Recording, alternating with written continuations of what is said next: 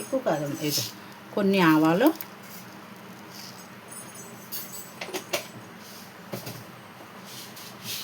ఓ చిటికెడు కొంచెం మెంతులు, అంతే, ఎక్కువ వద్దు.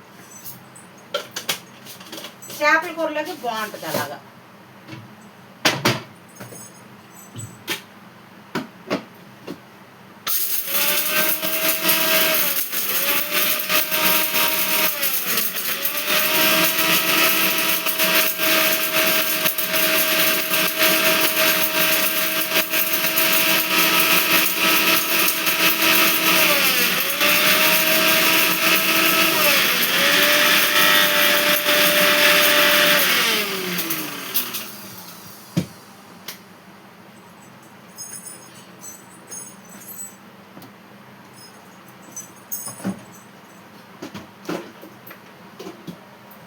ఇదిగోమ్మా నూరేసాను మసాలా,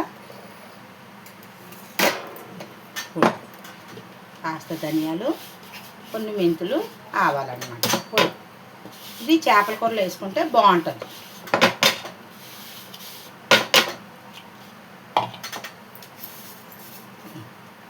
ఆ పొడి పైన వేస్తే బాగుంటుంది. పులుసు మరుగుతుందమ్మా, ఇక చూసారా పులుసు మరుగుతుంది. కారం వేయలేదు కదా, ఇప్పుడు మనం కారం వేద్దాం. ఇప్పుడు కారం వేద్దాం.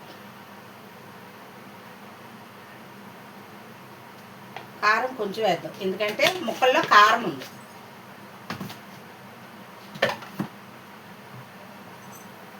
ఇప్పుడు ముక్కలు వేసేసుకుందాం అమ్మ, ఈ చేప ముక్కలు వేసేసుకుందాం. ఇలా ఉడికినప్పుడు వేసుకుంటే బాగుంటుంది అన్నమాట. చూసారా తలకాయ, పెద్ద తలకాయ.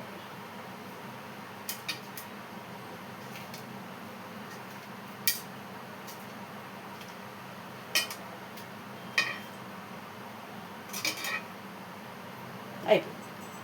ఇలా వేసుకుంటే బాగుంటుంది అన్నమాట.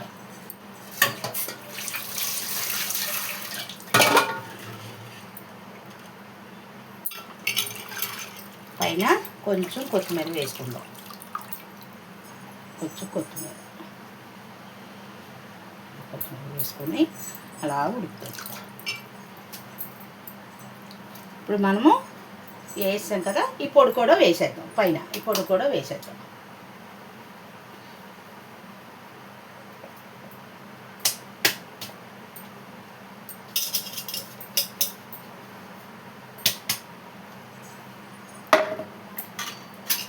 ఒక్కసారి ఇలా కలుపుకుందామమ్మ, అన్నీ వేసాం కదా, ఇలా కలుపుకుందాం ఒకసారి. పులుపు వేసాం కదా, ముక్క పాడవుతుంది. చింతపండు పులుసు వేసాం కాబట్టి ముక్క విడదాం.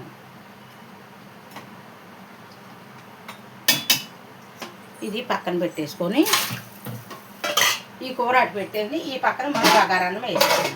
టైం అయిపోయింది, 12 అయిపోతుంది, వచ్చేస్తారు భోజనానికి. ఈ కూర అటు పెట్టాను.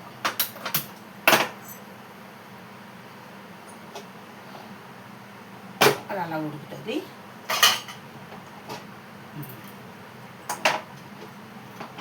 అలా ఉడుకుతుందమ్మా.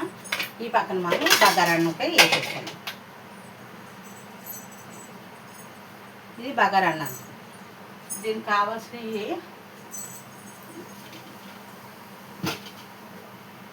చెక్క,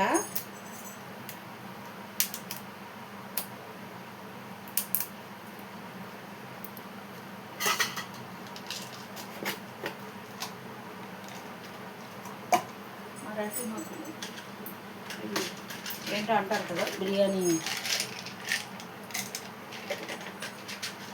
దాకా వేడెక్కిపోయినా ఆయిల్ వేసుకోవాలి.